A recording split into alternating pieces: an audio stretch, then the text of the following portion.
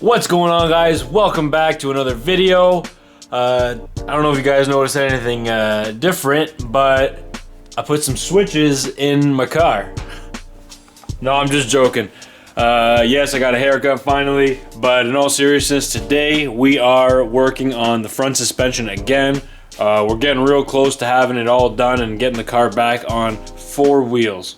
So last video we got the struts bolted into the strut towers and to the subframe, but now the subframe is just floating underneath. You got to figure out how to get the subframe actually bolted up into the car. My father-in-law is going to be showing up in a bit to try to help me put the springs in the K-frame.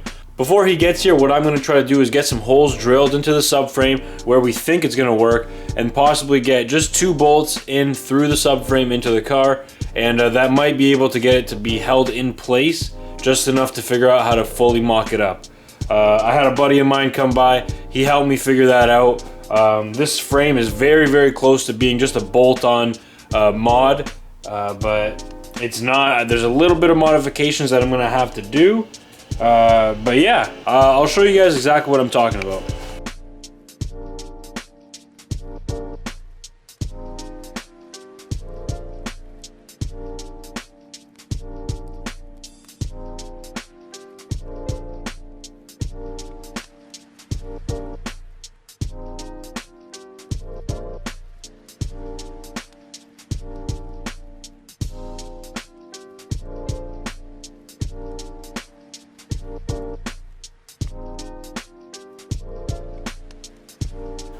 Alright, so my father-in-law just left. We talked about all the options that we could do to get this to work.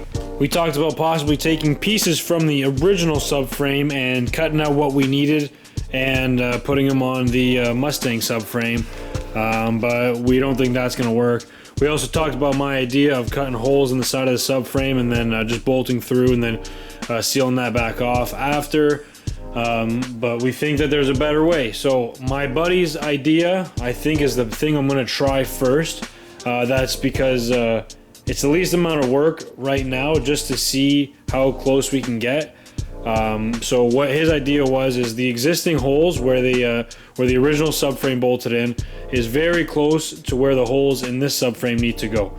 So all I got to do is take this out, and I got to copy whatever this bolt pattern, this distance from here to here is, and mock it up and put it on top of this, drill out the new holes here, and then get this back underneath, and then just bolt in those 2 holes and then see where that's going to sit. The other thing that I'm going to be doing while I have this out is I'm going to be cutting off these back pieces because they're way lower than I need them to be. So what I'm hopefully talking about is cutting this piece off here and moving it up to where it needs to be. I don't know where it's going to go yet until I do what I said earlier by getting this bolted in first, and then I'm going to know where this needs to go. So yeah, the struts need to come out too. I just got them in, and I'm pretty sure they're not even going to be able to stay where they're at. I might have to move them forward. So at least I know they fit, and I know that they're going to work, and they're really easy to work with. So struts are going to come out, wheels are going to come off, subframe, I'm going to pull it out and start working on it, and then we'll put it back underneath and see how close we are.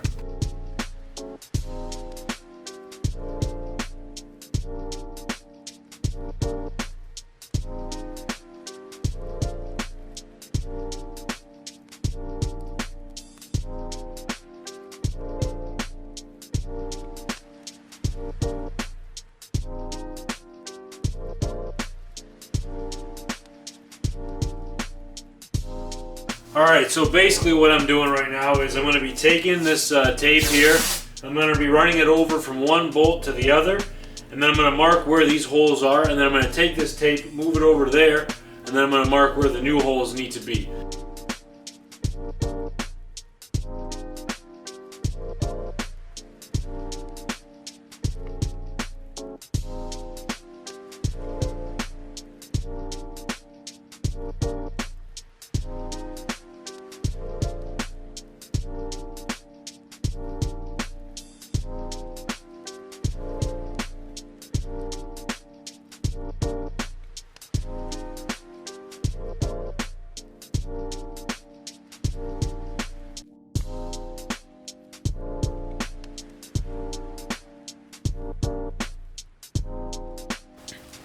Alright, now I've got those cut off, and I can kind of tell you what I was talking about now that I have this here. So originally this was just down here, but to make it work, where I think I'm gonna have to put it somewhere up here. I'm not sure where, and then I'm gonna bolt it into the car. But what I'm able to do now is hopefully bolt the subframe in from these two new holes that I got, and then once it's in place, then I can put this bolted into the car and then up against this frame here, and then I can tack it in, remove the subframe, and then weld it all solid. Alright, I just messed around with getting that underneath the car, getting it ready to try to bolt it up. Realized two things. The bolts that I have are too short and too long, so I gotta get something in between. I already know the measurement that I need.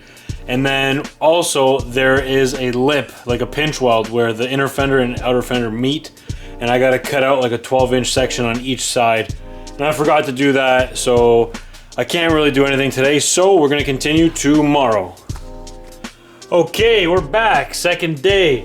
It's actually surprisingly harder to get the bolts that I need than I thought. I do have the bolts here that were actually existing in the frame, but they're a little bit longer than what I need because the Mustang frame is thinner than what the original subframe was. But that's okay. I'm going to go ahead and use these anyways. I might just put a bunch of spacers. I got some sleeves that can go over this, or even some washers just for now, just so I can get the subframe tight so that I know exactly where it sits. But anyways, we're gonna go ahead and start grinding and cutting away the pinch welds. I'll show you what I'm talking about in a second. And then we can try fitting the subframe up finally, and we'll see how close we get. So if you can see right here, this pinch weld here, so like it's basically where the inner and outer fender meet. So I gotta cut that out in a certain spot. You can actually see my yellow mark along the edge there. So I'm gonna go ahead and cut that on both sides, and then that'll give us enough room that we can put the subframe flat up against that.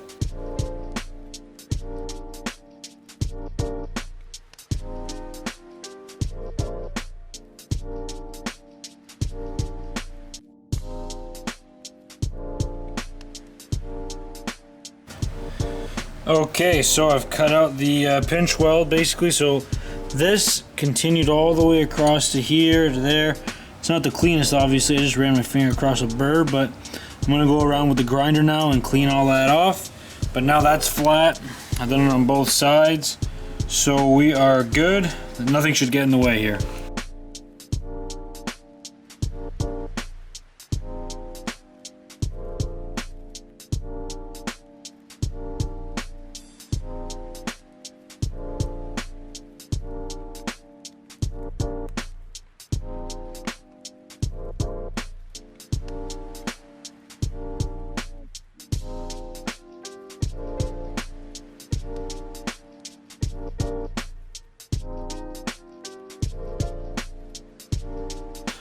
Alright, I don't even know if you guys can tell how I just set that up from the angle that I had the camera at.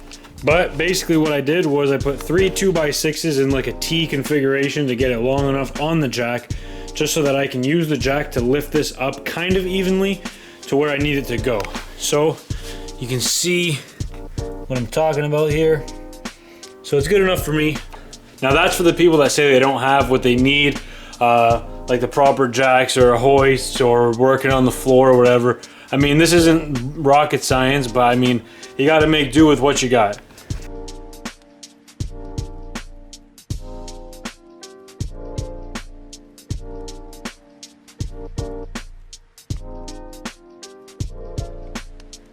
All right, so good news.